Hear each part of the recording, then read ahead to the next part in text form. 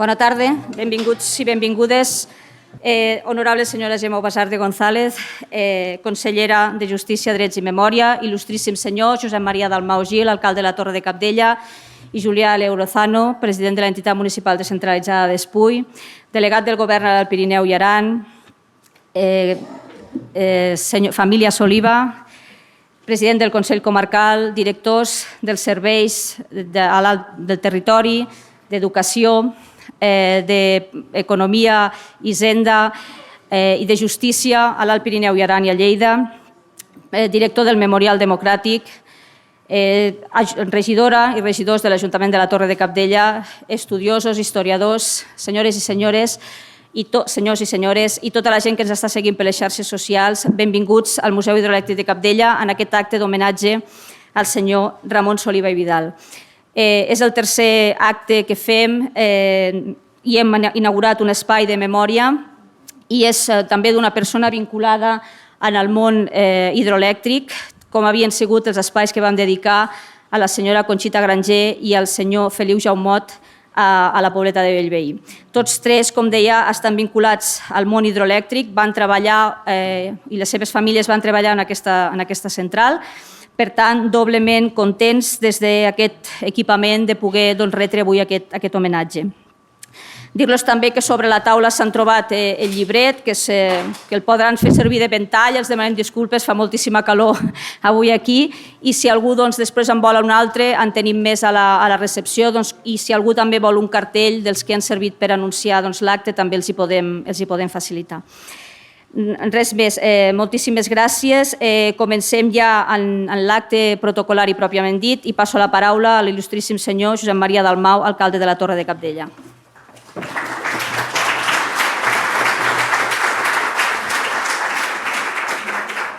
Bones tardes, benvinguts aquí al Museu Hidroelèctric de Cabdella per fer aquest acte tan important que hem fet avui. I també moltes gràcies a tots i a totes per vindre aquí a veure aquest acte i escoltar avui aquí al Museu Hidroelèctric.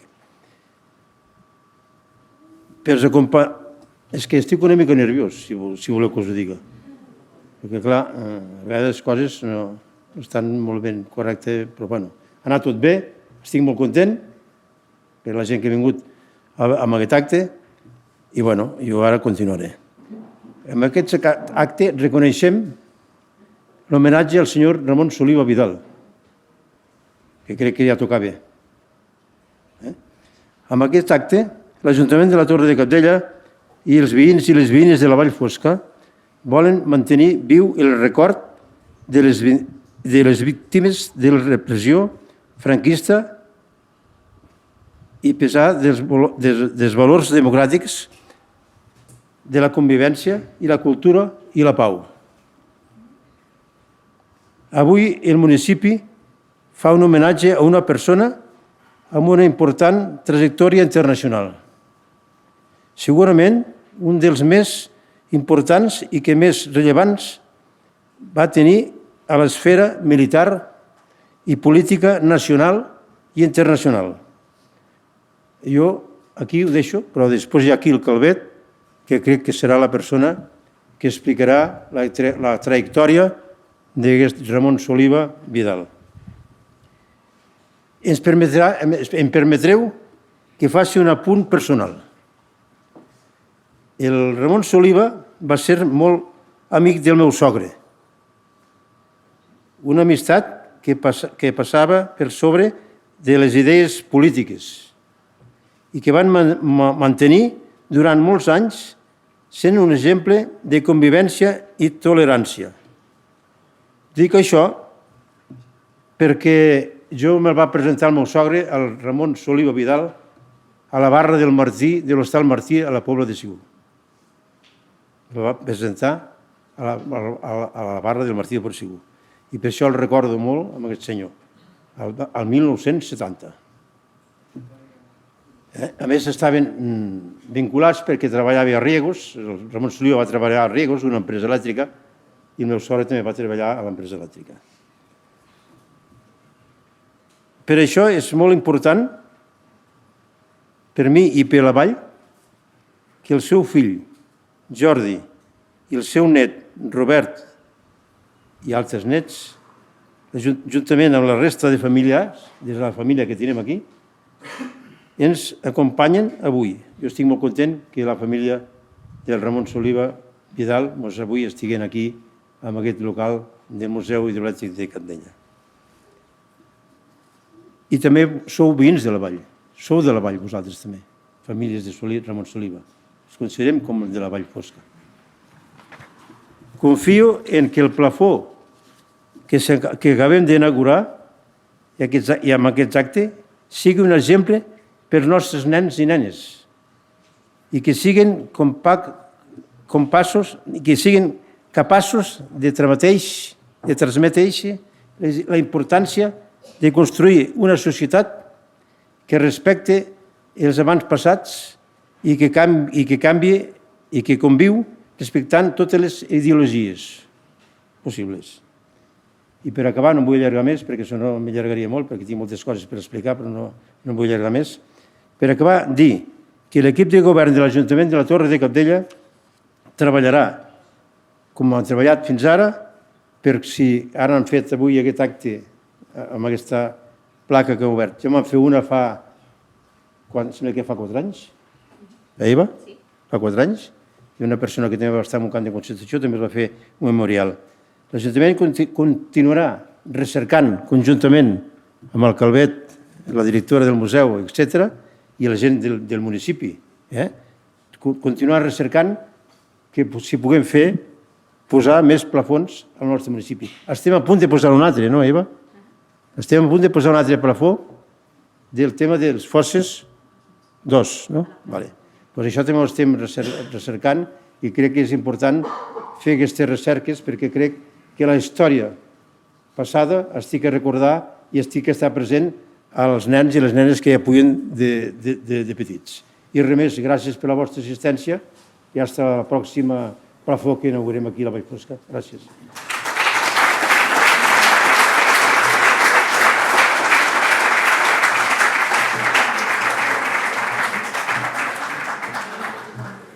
Moltes gràcies, senyor alcalde.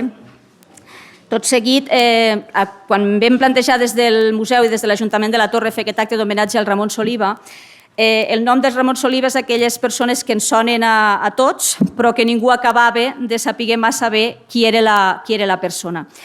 I a partir d'aquest moment va ser quan es va posar a treballar el doctor Josep Calvet, que és historiador i, a més, en aquests moments és el cap de continguts i projectes del Memorial Democràtic, doncs es va posar a treballar en la figura del Josep Calvet. Aprofito, perquè em sembla que mai li dono les gràcies, i ho faré ara públicament. Moltes gràcies, Josep, sobretot pel mestratge, per l'ajuda desinteressada i per la col·laboració sempre amb aquest museu i amb l'Ajuntament de la Torre de Cabdella, amb tots els temes de memòria que estem treballant. Doncs infinites gràcies i esperem que, com deia l'alcalde, puguem continuar treballant. Doncs el doctor Calvet ha estat qui ha estudiat la figura de Ramon Soliva des del punt de vista històric i som conscients que li hem demanat que a correcuita es prepari aquesta intervenció. No ha tingut massa temps, però segurament que estarà excel·lentment ben feta com tot el que fa. Doncs res, com sempre dic, ja m'avanço perquè no sé si em donarà temps, però espero que continuïs amb el tema. Tenim molts més temes i, sisplau, quan vulguis, explica'ns una mica la vida del Ramon Soliva.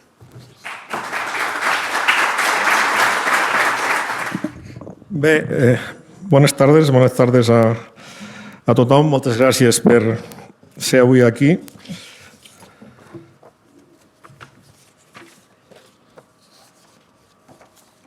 Ara sí.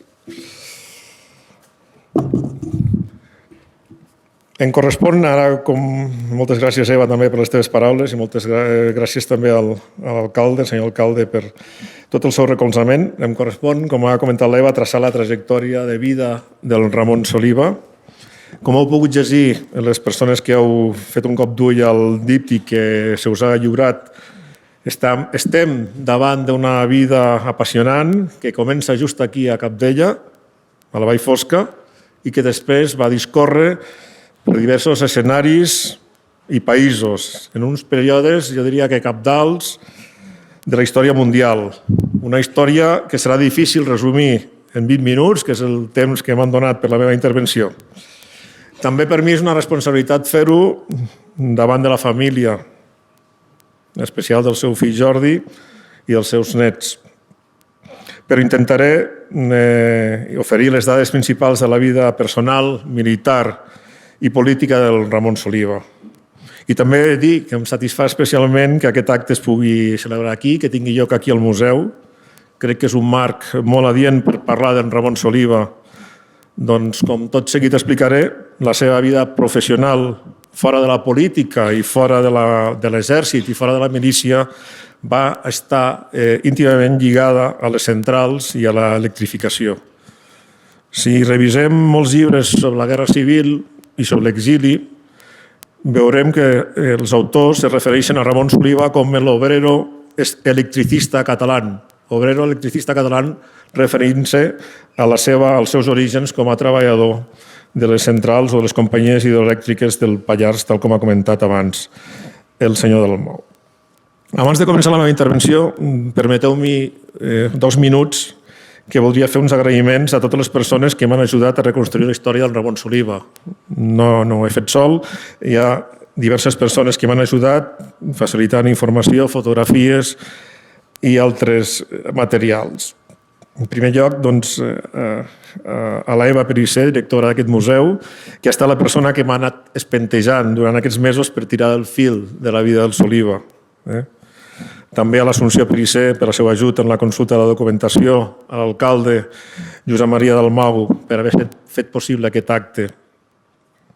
I també voldria tenir un record pel seu fill, pel Manel Dalmau, amb qui temps enrere havia parlat en diverses ocasions sobre la figura del Ramon Soliva i la necessitat d'aquest homenatge i més enllà altres materials que es podien fer sobre la vida i la història d'en Ramon Soliva. També a l'historiador Manel Jimeno, que m'ha facilitat una imprescindible documentació sobre la vinculació de Ramon Soliva i l'interessant que era la seva trajectòria a la companyia Riegos i Fuerza de l'Ebro. A Jordi Farrús, que ha posat a la meva disposició fotografies de la joventut de Soliva, a la Pobla.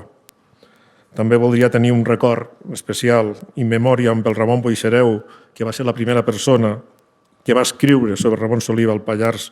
Gràcies a ell s'ha conegut fora de les històries que s'explicaven a la Pobla o s'explicaven a la Vall Fosca sobre Soliva. El text de Ramon Boixereu va ser el primer que va veure la llum. Finalment, agrair també al Memorial Democràtic, al seu director Jordi Font, que m'hagi permès compaginar la meva tasca a la institució amb aquesta recerca, amb culminar aquesta recerca que havia començat abans. El meu agraïment també a la consellera Gemma Guassar per acompanyar-nos i finalment acabo ja aquesta, disculpeu-me, llarga intervenció d'agraïments amb la família Soliva Gassa, la família que viu al Pallars, especialment el Joaquim Valls, i sobretot a la família directa, el Jordi Soliva Gassa i els seus nets que tant m'han ajudat en recopilar aquesta informació. Moltes gràcies a tots. Bé, fet aquest llarg preàmbul, començo ja el que seria estrictament la meva intervenció. L'any 12, tirem enrere, 1912, uns mesos després de que s'haguessin iniciat la construcció, les obres de construcció de la central hidroelèctrica Capdella, que tenim aquí al costat, i que va suposar l'arribada a la Vall Fosca de moltes famílies per treballar-hi, també es va establir aquí a Capdella una jove parella originària del Pallars Sobirà, Marcelino Soliva Rius, nascut al Comte, i Pilar Vidal Pubill, nascuda a Estac. Van arribar probablement, suposem, a partir de la crida que va fer una familiar seva que havia començat a treballar com a serventa o com a cuinera amb alguna de les cantines o restaurants que s'havien instal·lat aquí a Capdella per facilitar la vida dels treballadors. El 29 de maig d'aquell 1912 naixia a la Torre de Capdella. No podem precisar la data d'avui, l'indret exacte. En alguns llocs s'esmenta que va ser a la Borda de Jaume i en altra documentació parla de la Borda de Tartera. El primer fill del matrimoni, Marcelino i Pilar. Va ser batejat 2 dies després a l'església de Sant Martí amb el nom de Ramon. Diferents informacions condueixen a concloure que la família regentava alguna cantina, algun restaurant a les obres que s'havien començat a l'Estangento. Ramon, després d'anar a l'escola, va estudiar al seminari de la Seu d'Urgell. La família va continuar a la Vall Fosca aquí probablement fins aproximadament mitjans de la dècada dels anys 20, fins a l'any 1925 o 1926.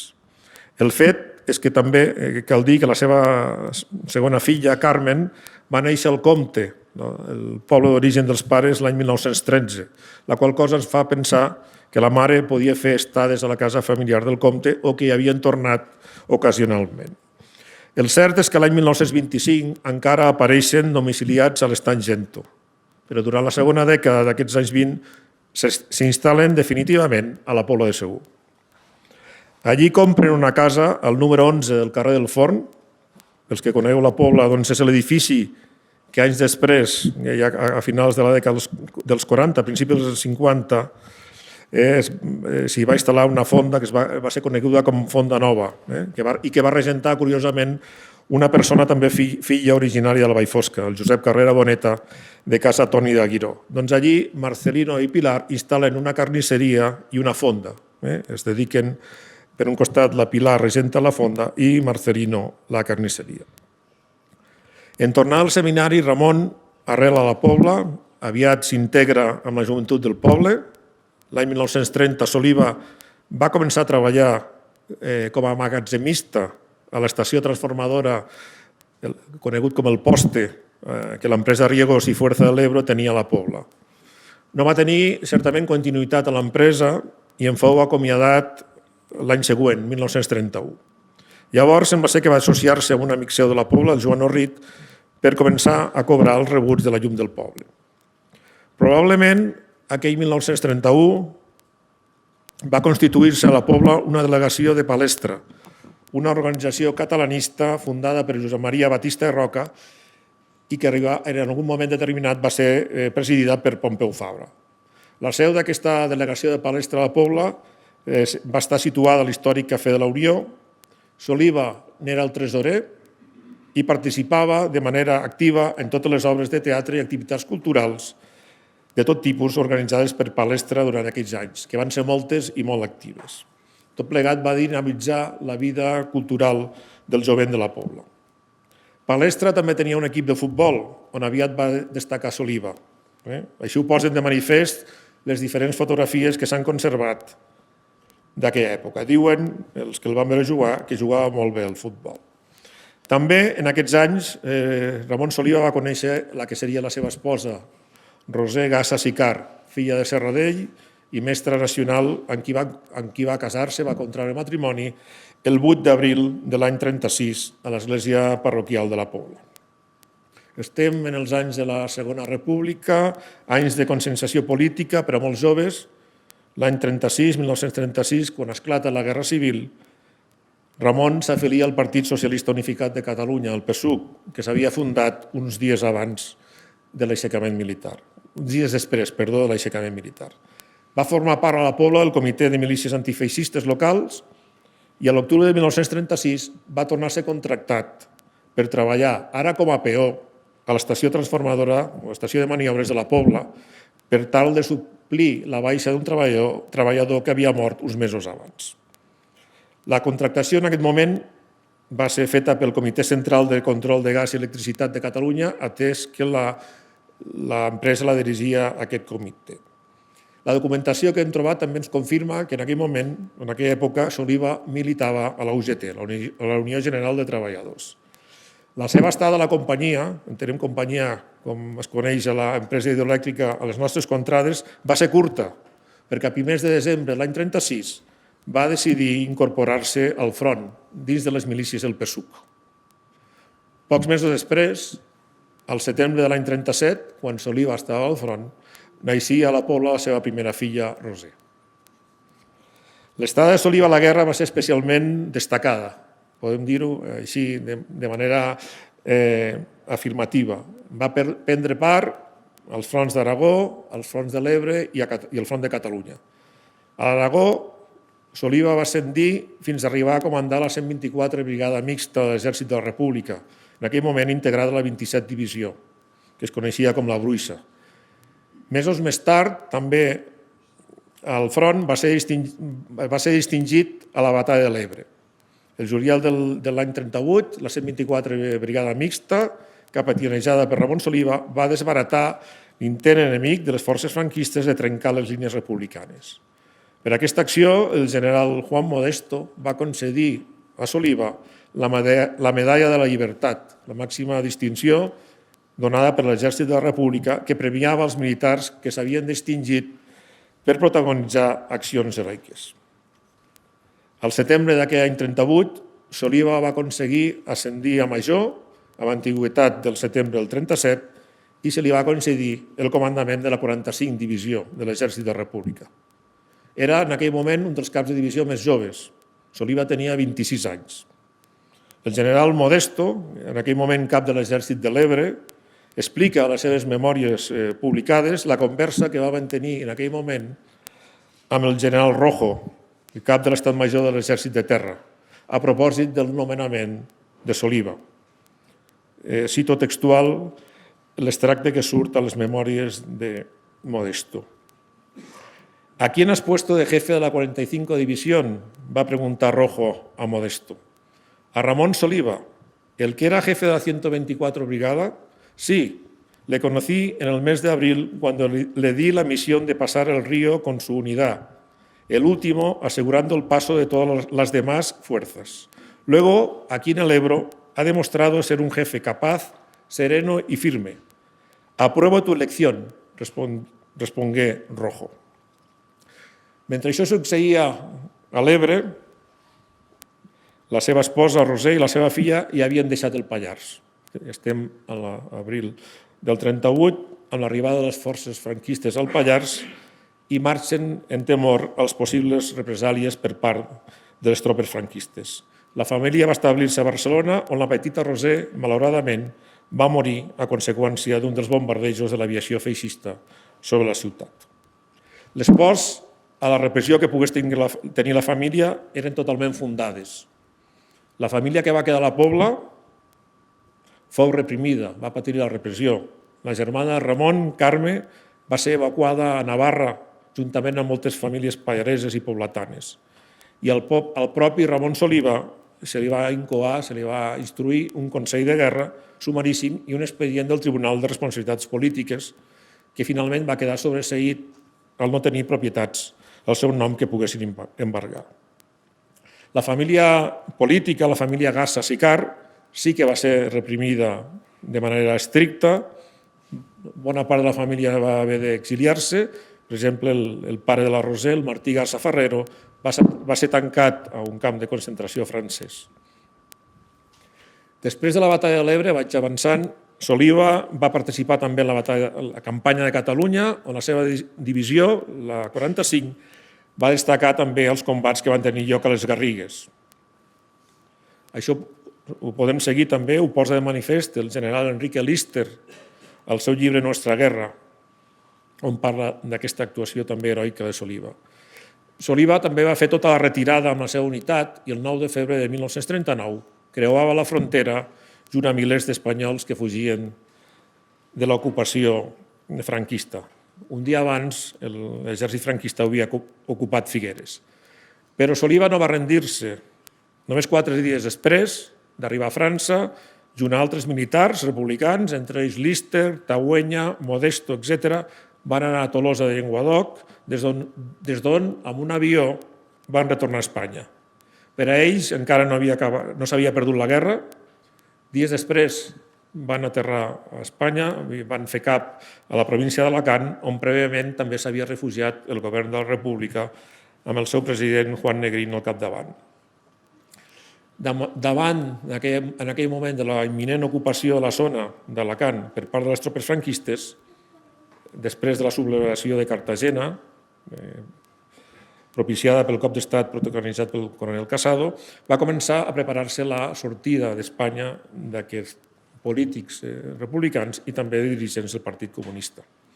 Des d'un aeròdrom situat prop de Monòvar, a la província d'Alacant, l'aeròdrom d'El Fondó, van sortir diversos avions en destinació a l'exili. El dia 6 de març d'aquell any 39 van marxar a l'exili el president de la República, Juan Negrín, Dolores Ibarruri, la passionària, i el poeta Rafael Alberti i la seva dona, Maria Teresa León, entre altres. Però aquest no va ser el darrer vol. 3 dies després, el 9 de març, amb les tropes franquistes a punt d'ocupar l'aeròdrom, partia el darrer avió amb destinació a Algèria, en aquest cas. I viatjaven un grup de militars, entre ells Ramon Soliva, Francisco Romero Marín, el dirigent del PC, Partit Comunista Ángel Álvarez, i Irene Falcón, la mateixa secretària de la passionària. Sembla, per el que s'explica, he pogut llegir, he pogut comprovar, que el pilot no volia sortir en direcció a Algèria, donant tot tipus d'excusa, i va ser el propi Soliva qui el va combinar a obligar-lo a iniciar aquest vol. Era el seu comiat d'Espanya en aquell moment. La pròpia Irene Falcón, secretària de la passionària, va explicar en les seves memòries la intensitat i l'emoció d'aquest moment. Diu Irene Falcón: en aquel pequeño avión yo miraba a Paco Romero Marín, a Angelina Álvarez y Ramón Soliva, y en todos nuestros rostros se expresaba la fatiga, pero sobre todo el ánimo caído y las incertidumbres del futuro inmediato. Nos resistimos a creerlo, pero allá arriba, en las nubes, tuve conciencia por primera vez de la derrota militar. Això és el que explica Irene Falcón, que anava amb el mateix avió que Ramon Soliva. En arribar a Algèria, Soliva i la resta van ser internats en un camp de concentració proper a Orà. La seva situació com a homes d'acció els incomodava especialment i aviat van idear un pla per escapar. Sembla ser que van començar a prendre molt el sol amb la intenció d'agafar color per així poder-se camuflar amb la població local. Però finalment aquesta idea d'evadir-se, de fugar-se, no va tenir lloc perquè va arribar en un moment determinat la notificació que la Unió Soviètica els havia concedit asil polític. Llavors Soliva i la resta del grup van partir d'Argèlia cap a França. Ramon va retrobar-se amb el Roser i els seus pares, Marcelino i Pilar. Roser, després de passar per un camp de presoners, havia aconseguit instal·lar-se prop de París. Fou llavors des del port de l'Havre, a França, on van agafar un vaixell que els va dur fins a Leningrad, a la Unió Soviètica. En arribar a la URSS, les famílies van ser traslladades a Kharkov, una ciutat de permanent actualitat si seguiu la guerra d'Ucraïna, perquè forma part del territori d'Ucraïna. Doncs allí, a Kharkov, la família Soliva va descansar unes setmanes i fou precisament allí, a Kharkov, que el 3 de setembre de l'any 1939 va néixer Ramon, el seu segon fill, 2 dies després de l'inici de la Segona Guerra Mundial. Posteriorment, la família Soliva va traslladar-se a Moscou. Allí van viure en unes cases comunitàries compartint habitatge, entre d'altres amb els Lister i el Romero Marín. Avancem uns mesos després, el govern de la URSS va seleccionar a uns militars espanyols per estudiar a les principals acadèmies militars soviètiques. Els militars de carrera van ser enviats directament a l'Acadèmia de Voroshilov d'Estat Major, una acadèmia d'Estat Major. I per altra part, 28 militars procedents de les milícies van ser matriculats a la prestigiosa Acadèmia de Frunze. Soliva va ser un d'aquests 28, acompanyat, entre d'altres, de noms tan il·lustres que us sonaran de la guerra i la postguerra, coneguts i referenciats en molts llibres, Enrique Lister, Juan Modesto, Manuel Tagüeña, etc. També allí va estudiar un altre català, Miguel Boixó, nascut a Banyoles. Tots van rebre passaport i ciutadania soviètiques i van ser filiats amb noms russos. En aquest moment, doncs, quan Ramon Soliva va passar a ser Roman Soloviov, va canviar la seva identitat. Cal destacar que Soliva va arribar a ser el número 1, el primer de la seva promoció a l'Acadèmia de Frunze, i va acabar donant classes com a professor de tàctica militar en aquesta acadèmia després d'aprendre ràpidament i amb bon nivell el rus, una llengua complicada d'estudiar. Soliva, durant la Segona Guerra Mundial, va integrar-se a l'exèrcit soviètic com a oficial d'enllaç en aquest període de l'ofensiva nazi sobre Moscou. Aquell any 41 és també l'any de naixement del seu fill Jordi, que avui ens acompanya. Posteriorment, aquell també octubre de l'any 41, l'Acadèmia Frunze va ser traslladada a l'Àsia Central, l'actual Uzbekistan, a Taixkent, i tota la família Soliva, el matrimoni, els seus fills i els seus pares, Marcelino i Pilar, van anar cap a Uzbekistan. És precisament allí on va morir Pilar, la mare de Ramon Soliva, que està enterrada a Taixkent. Marcelino, per la seva part, en gairebé 50 anys, encara va tenir forces i voluntat i es va integrar com a guerriller a la rereguarda alemanya. L'any 43, els Soliva retornen a Moscou i 2 anys després, l'any 45, Ramon és reclamat pel Partit Socialista Unificat de Catalunya, pel PSUC, a França per integrar-se al secretariat permanent del partit. Comparteix secretariat amb persones també il·lustres com el Joan Comorera, Rafael Vidiella, Venceslau Colomer i Josep Moix. Soliva tenia al seu càrrec la gestió dels enllaços que entraven a Espanya des de França, en estreta relació en aquell moment amb Santiago Carrillo.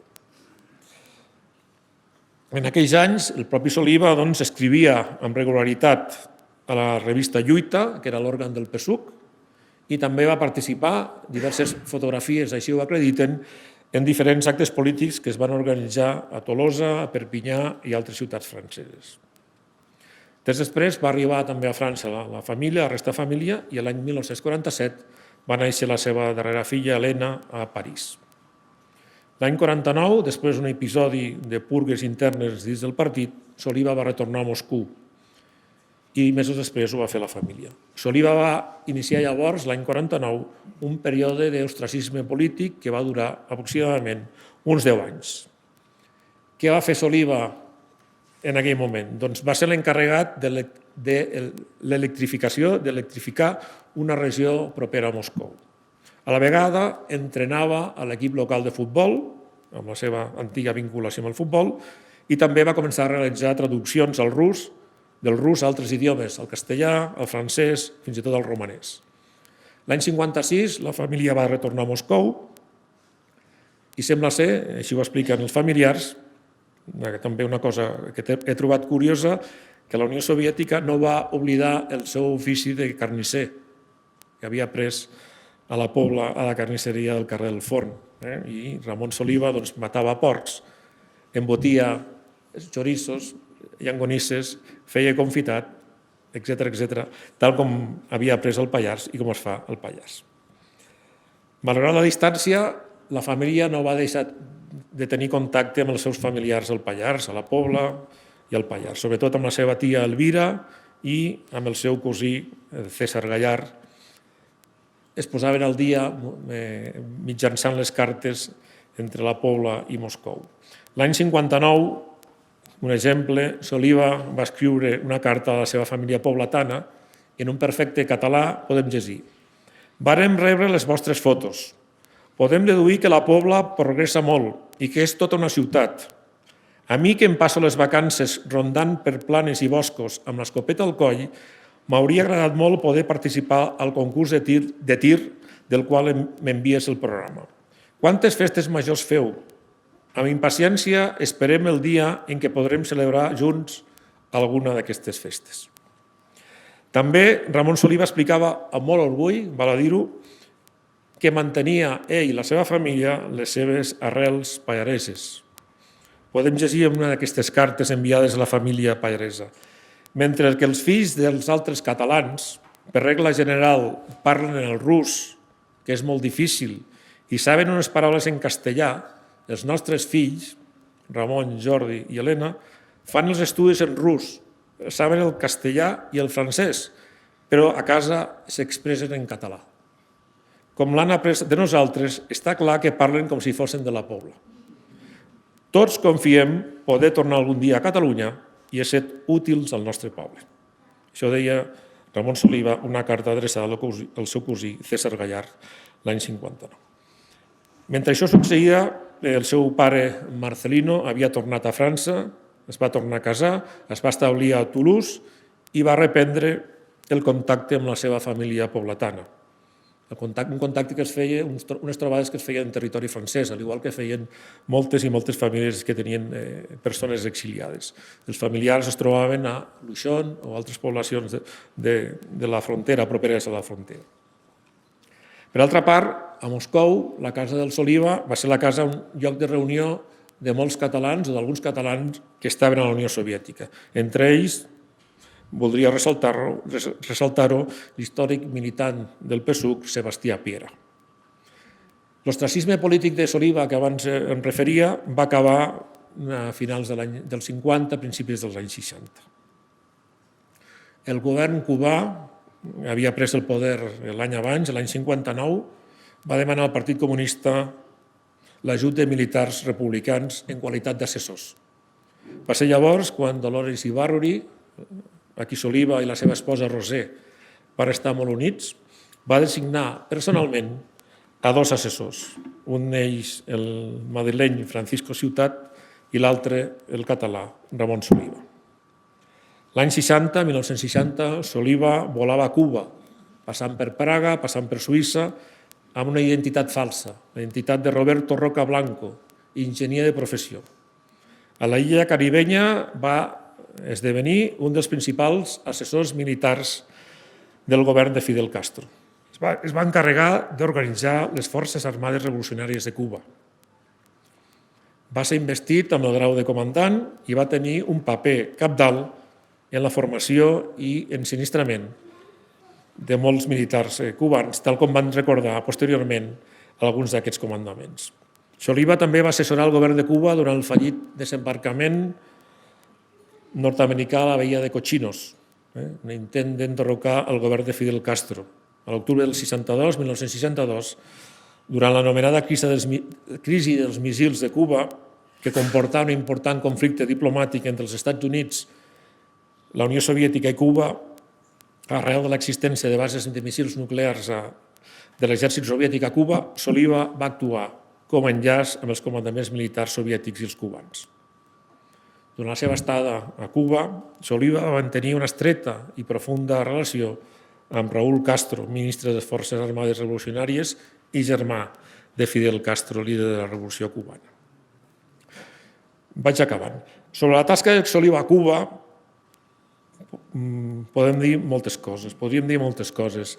El que fou general de brigada cubà, Calixto García Martínez, mort ja fa uns anys, l'any 2010, havia declarat prèviament: Roca, quan parlem de Roca parlem de Ramón Soliva, pasó a ser el asesor de nosotros, que no teníamos preparación militar. Nos ayudó mucho, sobre todo en la estructuración del Estado Mayor del Ejército. Per la seva part, un altre comandament militar cubà, Belarmino Castilla Mas, conegut amb l'àlies Aníbal, recordava fa uns anys la formació que va rebre de Soliva. Diu, Soliva i Roca, en aquest cas, impartía temas heterogéneos y planteaba situaciones operativas en los mapas a nivel del ejército que debíamos resolver como tanto teórica como prácticamente. Además de los cuadros principales del ejército y su Estado Mayor, asesoraba a los mandos de las divisiones, los batallones contra desembarco y otras unidades también importantes. Soliva, una altra de les seves virtuts, escrivia molt bé i era, com es pot suposar a partir de les informacions que he donat, autodidacta de formació. Era també un lector incansable. L'any 1968, trobem publicat a la revista del Partit Comunista d'Espanya, revista Nuestra Bandera, diversos articles de Soliva, molt tècnics, val a dir, i ben documentats sobre la capacitat defensiva d'Espanya i sobre les conseqüències que podia tenir per l'exèrcit espanyol el tractat d'ajut mutu que s'havia signat l'any 53 amb els Estats Units i que s'havia renovat 10 anys després. Soliva portava anys analitzant de manera minuciosa l'exèrcit dels Estats Units. A finals de la dècada dels 60, Soliva va decidir tornar a Espanya. L'any 69 va fer el primer viatge a Catalunya utilitzant un passaport diplomàtic cubà amb un automòbil de l'ambaixada de Cuba a París. Tot seguit va procedir a tramitar el seu retorn definitiu, que va ser efectiu l'any 70. Abans l'alcalde s'hi referia. Després de recuperar la nacionalitat espanyola, va poder retornar al Pallars per a saludar amics i familiars.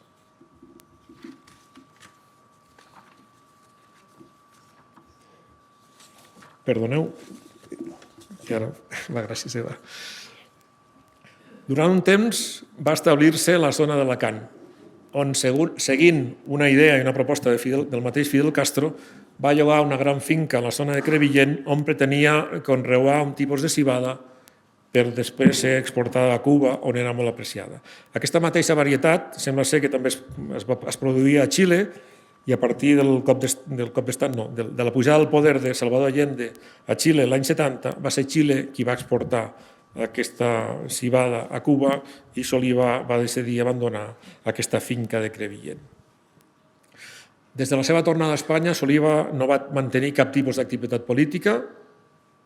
Tot i això, sembla que a Barcelona la policia el cridava sovint, el molestava durant una temporada llarga i era citat per anar a declarar a la comissaria Via Laietana per respondre a preguntes insignificants dels policies.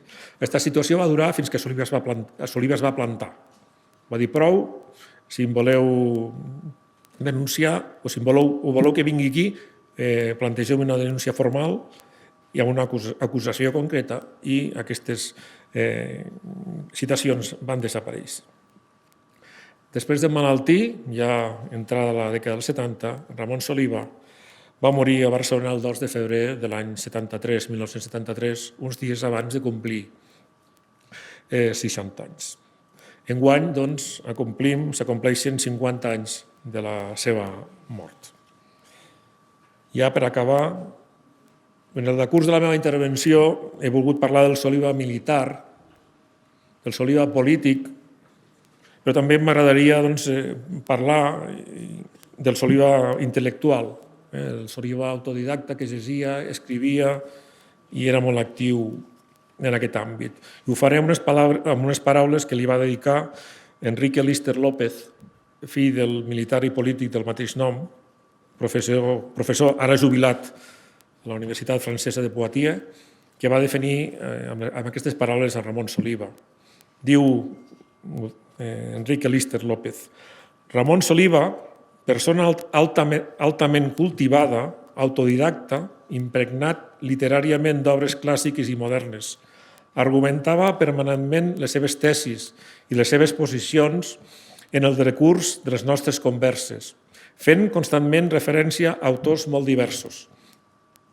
De Cervantes a Kafka, de Víctor Hugo a Schopenhauer, de Plató a Camus. Llegia obres literàries, filosòfiques, polítiques, escrites en rus. Només una persona que domini perfectament la llengua russa és capaç de retenir les cites senceres d'obres d'autors més diversos. Aquesta és, doncs, de manera resumida, disculpeu si m'he fet llarg, la trajectòria vital de Ramon Soliva Vidal, nascut a la Torre de Cabdella i que va ser present amb un indiscutible protagonisme als principals esdeveniments del segle XX, la Guerra Civil Espanyola, la Segona Guerra Mundial, la Guerra Freda i la Revolució Cubana.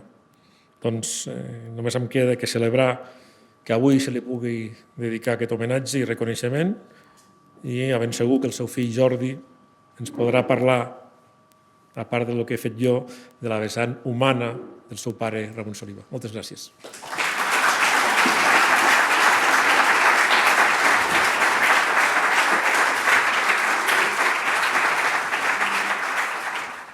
Bé, moltes gràcies, Josep.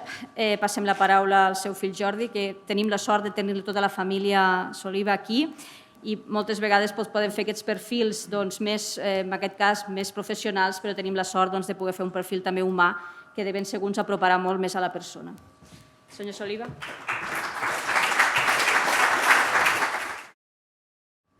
Primer de tot, voldria agrair a la senyora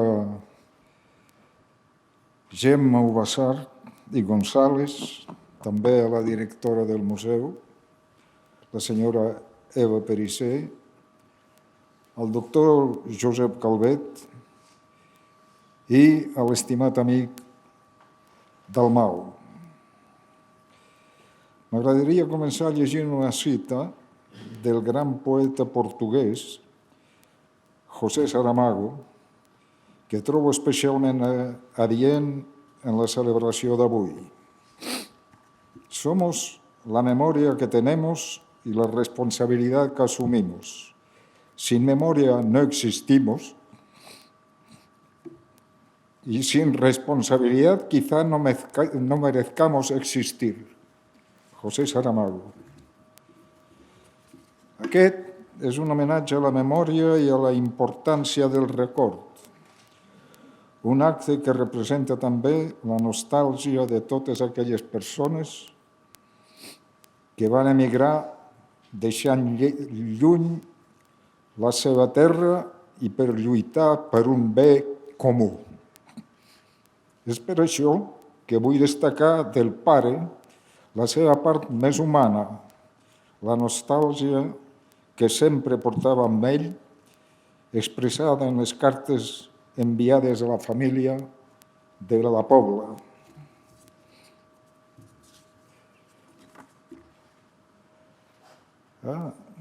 Ja volia fer una cita, però ja l'ha fet el doctor, així que la de que vam aprendre el català a casa.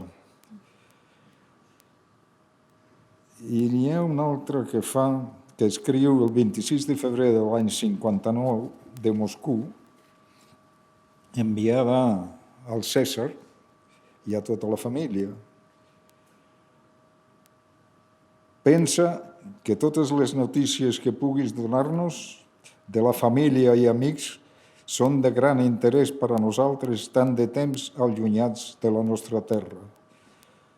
No podem queixar-nos ni de la vida que portem ni de la nostra situació, però la sensació de que ens falta l'aire de la meva terra no m'ha deixat mai.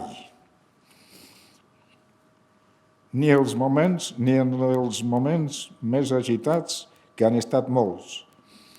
És una cosa que passa més o menys amb tots els emigrants, però es veu que en nosaltres és més accentuada. I mentre que els fills d'altres catalans emigrats per regla general parlen el rus, que és molt difícil, i saben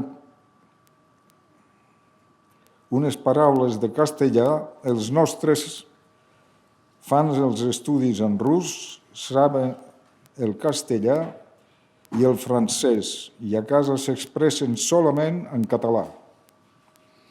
Com que l'han après de nosaltres, està clar que parlen com si fossin de la Pobla. Tots confiem poder tornar algun dia a Catalunya i ésser útils al nostre poble.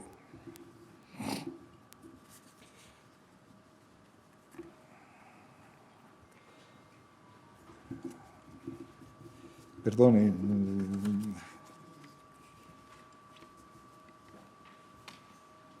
Aquest és un homenatge a la memòria i a la importància del record.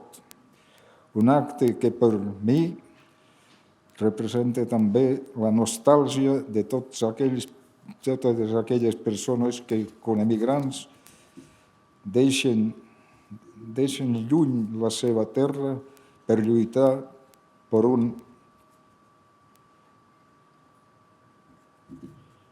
un bé comú. I per acabar, un cop més, moltes gràcies a les dones i homes de la Vall Fosca i a la gent del Pallars. I com diu la copla, som i serem gent catalana.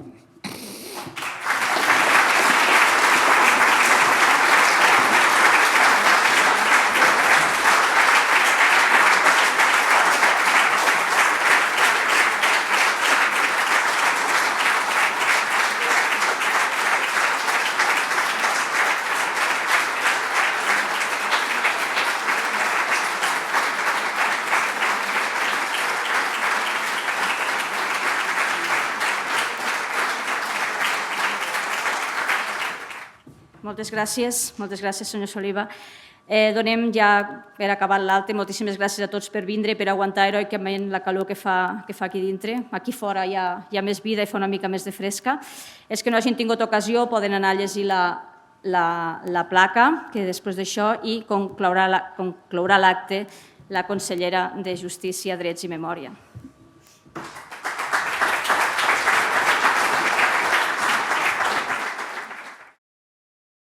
Bona tarda, alcalde de la Torre de Cabdella, delegat del govern, alcaldes i alcaldesses, autoritats locals, entitats. Permeteu-me una salutació especial als familiars d'en Ramon Soliva, que avui ens acompanyeu en aquest acte en què recordem la seva figura i la seva contribució. Avui ens trobem en aquest paratge singular de la Vall Fosca per recordar un pallarès excepcional, una d'aquelles persones que van decidir fer de la seva vida un combat constant per la llibertat, per la justícia i per la dignitat dels pobles. Aquest home era en Ramon Soliva i Vidal i avui li retrem homenatge. Com bé ens ha explicat el doctor Josep Calvet, en Ramon era un obrer, fill d'una família d'obrers que van decidir traslladar-se a la Torre de Cabdella amb motiu de la creació de la central hidroelèctrica, la primera central d'aquestes característiques i que va tenir un paper cabdal en el desenvolupament de l'electrificació del nostre país. En Ramon, com bé sap el seu fill Jordi, va ser sempre un enamorat de la llibertat i la dignitat humana. Per aquest motiu, no ha d'estranyar-nos que en 24 anys decidís incorporar-se com a voluntari a les milícies del SUC, arribant a ser comandant de la 124 Brigada Mixta, per la qual va rebre, com ja s'ha comentat abans, la Medalla de la Llibertat, arran de la seva contribució heroica a la Batalla de l'Ebre. Tanmateix, la lluita d'en Ramon no acaba al 39, sinó que, com tants d'altres exiliats republicans, entronca amb la Segona Guerra Mundial i aquí permeteu-me fer un recordatori als 18 pallaresos que van ser deportats als camps d'extermini nazis i dels quals 11 van ser assassinats. Si voleu conèixer la seva història, podeu adreçar-vos a un llibre molt interessant editat pel senyor Josep Calvet, que avui ens acompanya. Sortosament, en Ramon no va seguir aquesta sort, sinó que va poder marxar a la Unió Soviètica via Algèria. Allà, i com s'ha comentat en les intervencions, va exercir d'instructor a l'Acadèmia Militar de l'Exèrcit Roig durant la Segona Guerra Mundial i un cop acabada la guerra va fer cap a Tolosa del Llenguadoc, on va ser responsable dels enllaços que creuaven la frontera. Finalment, l'any 1960, en Ramon es trasllada a Cuba, on exerceix d'assessor militar de Raúl Castro, el que permet, entre altres, aturar la invasió estadounidense a la bahia de Cochinos. Aquest fet li va possibilitar disposar d'un passaport diplomàtic i va poder retornar a la seva estimada Catalunya, on va morir enguany farà 50 anys. La vida del Ramon és una vida impressionant, que en qualsevol altre país hauria inspirat pel·lícules i novel·les. A l'escoltar-vos ens adonem que estem davant d'una biografia de tot el segle XX, com ho fou també la d'en Sebastià Piera, la d'Alberto Bayo, que van participar en les diferents batalles per la llibertat. Des del Departament de Justícia, Drets i Memòria tenim el compromís de recuperar la memòria democràtica del nostre poble.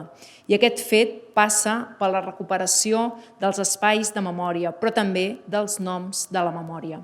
Persones com en Ramon Soliva que van lliurar les seves vides per un futur millor per a tots i totes. En un moment en què una onada reaccionària global torna a amenaçar els nostres drets i llibertats, és clau per a les noves generacions que coneguin i entenguin la llarga lluita per la llibertat que ha fet possible ser avui on som per evitar que venci la foscor. És per aquest motiu que vull agrair tot el treball que esteu fent des dels espais de memòria, des de les entitats memorialistes, des dels ajuntaments, per preservar la memòria democràtica i antifeixista del nostre poble. Ens tindreu sempre al costat. Honor i glòria a tots els homes i dones que, com en Ramon Soliva, van lluitar pels drets, per la llibertat i per la república. Bon vespre a tothom.